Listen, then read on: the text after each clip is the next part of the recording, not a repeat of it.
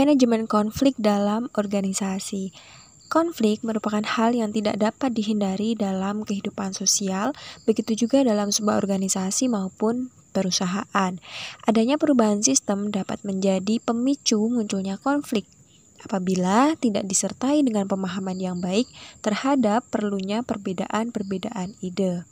Percaya atau tidak, ada perusahaan yang sengaja menimbulkan konflik karena dianggap strategi manajemen konflik justru dapat mendongkrak motivasi karyawan dalam berkompetisi. Manajemen konflik akan sangat mempengaruhi individu yang ada dalam sebuah organisasi maupun perusahaan. Pemimpin dalam organisasi maupun perusahaan hendaknya memiliki kemampuan manajemen konflik yang memadai, sehingga konflik yang muncul akan membawa dampak positif bagi organisasi maupun perusahaannya. Mengapa manajemen konflik perlu dikembangkan?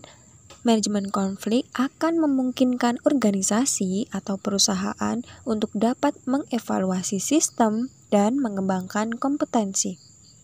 Maksud dari manajemen konflik mampu mengevaluasi sistem adalah dapat mengevaluasi efektivitas sistem yang berjalan. Konflik yang konstruktif akan membantu perusahaan dalam mengidentifikasi apakah sistem yang sudah dilakukan berjalan efektif atau memerlukan perbaikan di beberapa hal. Manajemen konflik juga dapat mengembangkan kompetensi, artinya penanganan manajemen konflik yang tepat didukung dengan strategi dan sistem yang benar akan membantu organisasi mengembangkan kompetensinya, terutama dalam hal kompetensi non-teknis. Lantas, bagaimana proses manajemen konflik? Manajemen konflik dapat melibatkan bantuan diri sendiri, kerjasama dengan atau tanpa bantuan pihak ketiga, ataupun pengambilan keputusan oleh pihak ketiga.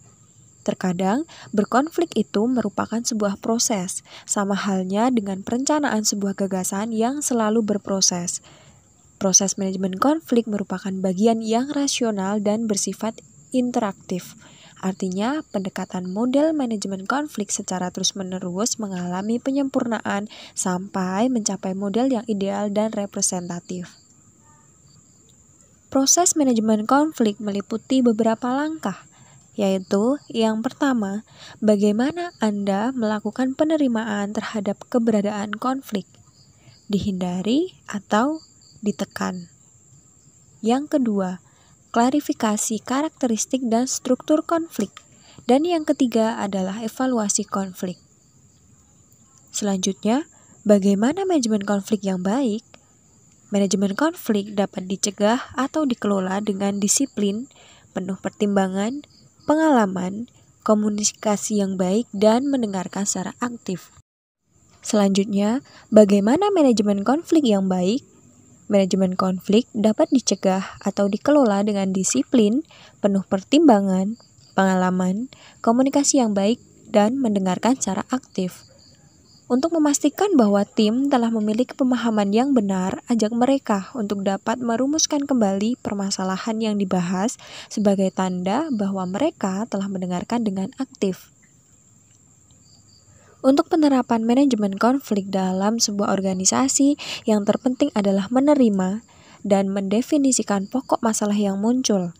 Caranya, dengan mengumpulkan keterangan serta menganalisisnya, kemudian melakukan evaluasi terhadap keadaan, serta memberikan jawaban yang benar. Terakhir, lakukan upaya tindak lanjut untuk mengawasi akibat dari keputusan yang telah diperbuat. Tetap jadikan setiap konflik adalah pembelajaran dari sebuah perjalanan proses organisasi untuk menuju ke arah yang lebih baik.